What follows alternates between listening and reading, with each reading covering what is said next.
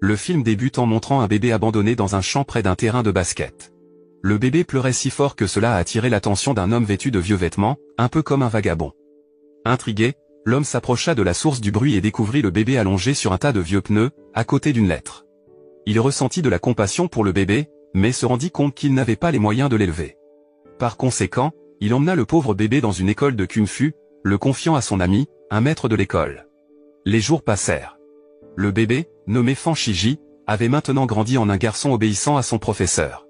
Mais malheureusement, une nuit, Fan vit son maître mourir après avoir effectué un mouvement qui aurait pu changer les conditions de l'univers. Ainsi, Fan a dû grandir sans son professeur. En grandissant, il sentait son cœur faire un bond à chaque fois qu'il voyait et entendait le rebond d'un ballon de basket. Malgré tout, l'ambiance à l'école de kung-fu avait quelque peu changé après la mort du professeur qui avait élevé Fan. L'enfant autrefois soumis était devenu rebelle, en particulier envers le directeur Wang Biao, qui en avait fait son souffre-douleur. Ironiquement, Fan faisait toujours semblant d'avoir mal chaque fois que Wang démontrait la puissance de ses poings devant les élèves. En réalité, Fan portait secrètement un gilet de fer, alors il ne ressentait aucune douleur, peu importe à quel point Wang essayait de le frapper. Mais le stratagème de Fan finit par être découvert, et il dut passer une nuit dans la rue sans dîner.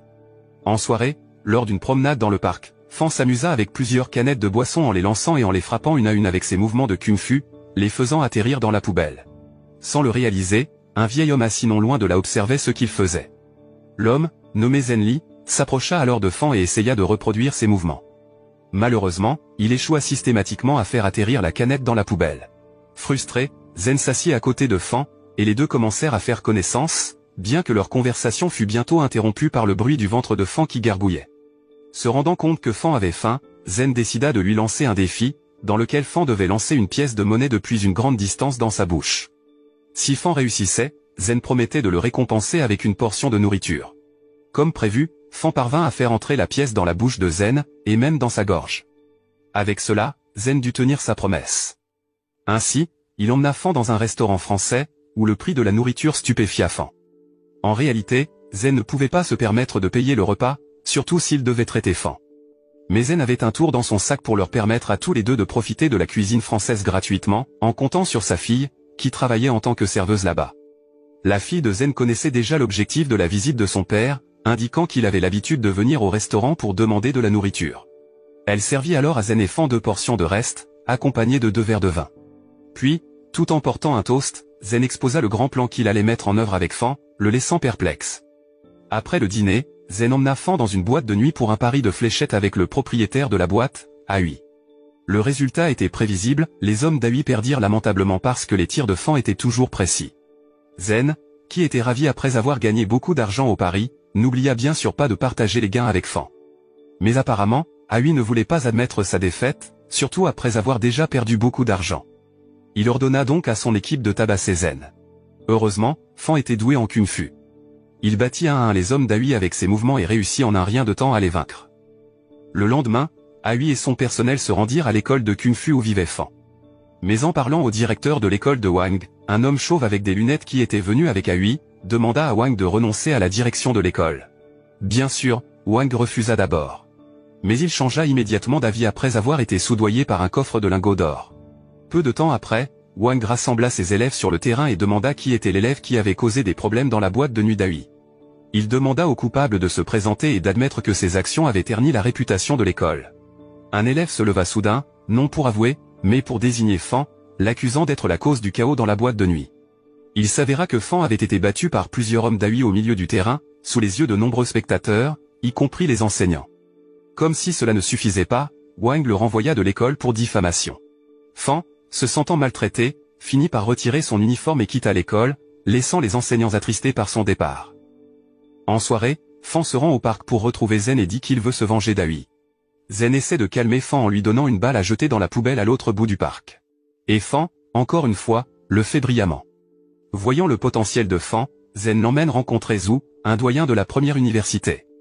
Il présente son plan à Zhu pour inclure Fan dans l'équipe de basketball de la première université. Non seulement cela, mais Zen agrémente habilement sa présentation avec une histoire triste sur la vie de l'orphelin Fan pour en faire un titre de presse. Les efforts de Zen ont porté leurs fruits.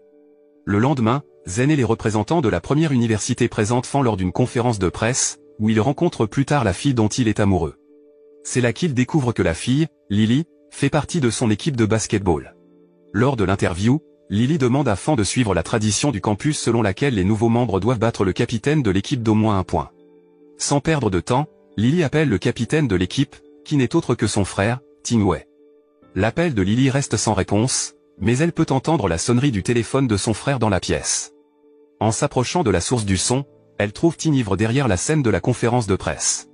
Quoi qu'il en soit, le duel entre Fan et Ting a quand même commencé.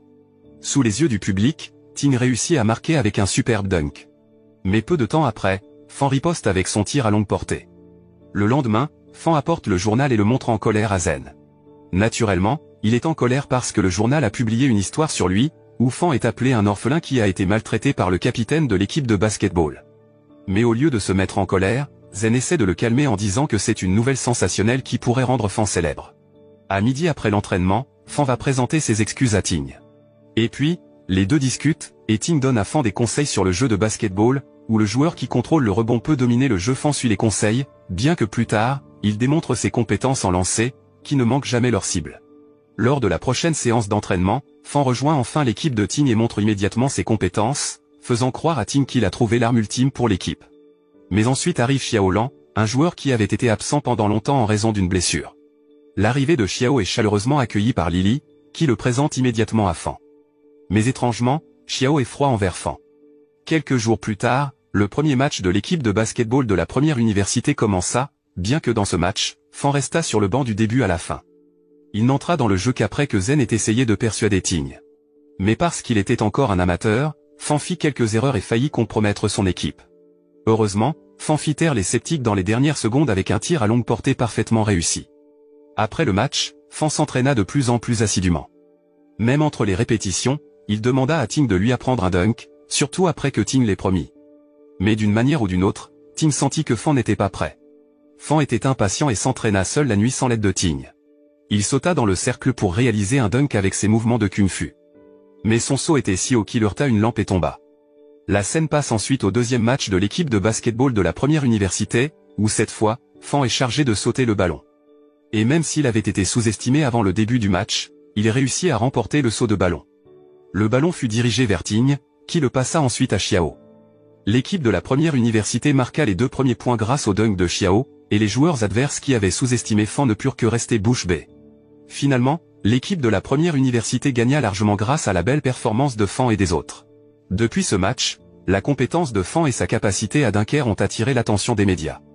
Les dernières nouvelles à son sujet étaient toujours dans les journaux locaux. Mais un soir, Fan et son équipe faisaient la fête dans une boîte de nuit. Fan fut approché par un homme qui prétendait être son rival dans le match final après-demain. L'homme conseilla alors à Fan de quitter la première université et de rejoindre son équipe de basketball. Ne recevant aucune réponse significative de Fan, l'homme lui tendit sa carte de visite et partit. Peu de temps après, Lily dit à Fan que l'homme mystérieux était Li Tian, un ancien joueur de la première université qui était parti après s'être disputé avec Ting. Li Tian était un joueur prêt à tout pour détruire Ting, y compris inciter les membres de Ting à changer d'équipe. Lors de la dernière saison finale, il avait réussi à perturber l'état mental de Ting, qui souffrait d'une dépression nerveuse à l'époque. Et maintenant, Li Tian essayait d'attirer Fan dans son équipe, ce qui inquiétait Lily, car elle craignait qu'Uncle Zen ne vende Fan à l'équipe de Li Tian. Mais les inquiétudes de Lily ne se réalisent pas, car Zen refuse l'offre de Li Tian, le laissant gravement battu au 2e étage de la boîte de nuit. L'homme qui était venu avec Li Tian était un homme chauve avec des lunettes, la même personne qui était venue avec Aoi à l'école de Kung Fu et avait fait expulser Fan. Voyant le nez de Zen blessé, Fan fut furieux et voulut battre Li Tian et son équipe. Mais à sa grande surprise, Zen l'en empêcha, car il ne voulait pas que Fan tombe dans leur piège rusé. Après tout, Zen ne voulait pas trahir les rêves et les ambitions qu'il avait placés en Fan. Sur cette base, Zen demanda plutôt à Fan de donner le meilleur de lui-même afin qu'il ne regrette pas sa décision de le garder dans son équipe actuelle. La nuit du match arriva enfin. Peu de temps avant le début du jeu, Li Tian vint défier son ancien capitaine, Ting, en signalant qu'il allait le battre dans ce match. Et Li Tian sait très bien comment s'y prendre. Dès le début du match, l'équipe de Li Tian joua de manière brutale. Ils n'hésitèrent pas à donner des coups de pied, à pousser et à se moquer de leurs adversaires. À un moment donné du jeu, Fan eut l'occasion de riposter contre Li Tian, alors il fit trébucher sa jambe pour le faire tomber. Mais ces actions rendirent Li Tian et ses amis furieux, au point que leur jeu devint si rude que Ting en souffrit et qu'il dut être remplacé par un autre joueur. Le match final était comme l'enfer pour l'équipe de la première université. Ils étaient très en retard, ce qui rendait les joueurs encore plus désespérés. Mais alors, un événement inattendu se produisit. Le stade subit une panne de courant soudaine, forçant le match à être reporté. Peu de temps après, l'homme chauve avec des lunettes s'approcha de Zen pour réitérer son offre pour obtenir Fan. Mais Zen resta inflexible, il refusa de remettre Fan entre leurs mains. Le lendemain, Fan dit à Zen qu'il avait l'impression que ses parents étaient venus le voir jouer la nuit précédente. Pendant la conversation, soudainement, Aoi arriva avec son équipe, avouant que la nuit précédente, c'était lui qui avait coupé l'électricité dans le stade en représailles contre l'homme chauve avec des lunettes qui l'avait trahi. Ainsi, la venue d'Aoi cette fois-ci n'était pas pour avoir des ennuis avec Fan, mais plutôt pour parier 5 millions de dollars sur l'équipe de Fan pour battre celle de Litian. Après cela, Zen surprit Fan en amenant les enseignants de son école de Kung Fu. Pendant tout ce temps, ils avaient toujours suivi les performances de Fan à la télévision et étaient très fiers de lui. Mais d'un autre côté, leur école était dans un état lamentable, car elle avait été prise en charge par Bitianao, l'homme chauve avec des lunettes qui était après Fan. Dans d'autres endroits, au même moment, Ting se sent toujours traumatisé par les événements passés lors de son match contre Litian, tandis que Xiaolan visite la tombe de sa défunte petite amie et se remémore les moments heureux qu'ils ont vécus ensemble. Il l'aime toujours, c'est pourquoi il rejette Lily lorsqu'elle lui avoue ses sentiments cette nuit-là sur le terrain de basketball. Le refus attriste Lily jusqu'à en pleurer, à ce moment-là, Fan la voit. Il demande à Lily d'arrêter de pleurer avant d'essayer enfin de lui exprimer son cœur. Mais Fan n'est pas doué pour exprimer ses sentiments, ce qui fait sourire Lily. Au moins après l'entraînement, Lily envoie à Fan un message encourageant, le faisant sourire de joie. La finale, qui avait été reportée, commença enfin. Mais malheureusement, la première université devait se résigner à perdre Tingwei et Xiaolan, qui ne pouvaient pas jouer en raison de blessures. Le seul joueur d'expérience qui restait était Fan. Voyant cela, Bitianao et Litian rirent car ils croyaient que le match se déroulerait sans accroc pour leur équipe. Cependant, les 4 professeurs de Fan arrivèrent soudainement pour jouer dans l'équipe de la première université lors du match final, jetant la terreur sur tous les membres de l'équipe de Litian. Le match commença, et les professeurs de Kung Fu montrèrent leurs mouvements, rendant l'équipe adverse complètement impuissante. Leur équipe était sur le point de perdre, alors Bitianao ordonna à ses subordonnés de combattre les 4 maîtres de Kung Fu.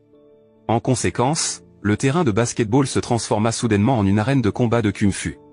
Les actions des 4 professeurs de Fan sur le terrain furent mises en lumière par les médias et applaudies par le public. Après cela, dans le vestiaire à la mi-temps, les 4 professeurs remirent à Fan une lettre de dépôt de Zen. Selon Zen, il s'agissait d'une lettre écrite par les 2 parents de Fan. Des larmes coulèrent sur les joues de Fan après avoir lu les lettres de ses parents qu'il n'avait jamais connus. Mais Fan avait encore un match à jouer. Heureusement, Xiaolan et Tingwei purent revenir jouer après que leurs blessures aient été guéries par les 4 professeurs. Ting et son équipe réussirent à afficher un jeu astucieux et à réduire l'écart de points. Mais pendant la pause, le corps de Ting trembla soudainement. Il était à nouveau traumatisé et dut remettre à Fan le dernier lancer. Puis, alors qu'ils allaient entrer sur le terrain, un homme en costume apparut soudainement, frappant Fan à la jambe avec une batte de baseball. Fan ressentit de la douleur alors que l'homme était rapidement pris en charge par le gardien de service. La tricherie de l'équipe de Litian ne s'arrêta pas là. Lorsque Fan lança le ballon presque dans l'anneau, soudain, l'arbitre frappa le ballon hors du terrain, choquant les joueurs et les spectateurs. D'un autre côté, Bitianao se réjouit de la victoire de son équipe, affirmant que la règle de la faute de lancer ne s'applique qu'aux joueurs, pas aux arbitres. L'arbitre ayant commis l'infraction fut ensuite disqualifié, mais le score du match fut maintenu. Le vainqueur était l'équipe de Litian. L'équipe de la première université ne pouvait qu'être étonnée, déçue et pleurer pour accepter la défaite. Mais tout espoir n'était pas complètement anéanti, car alors Fan se souvint des enseignements de son professeur sur la technique de changer l'univers.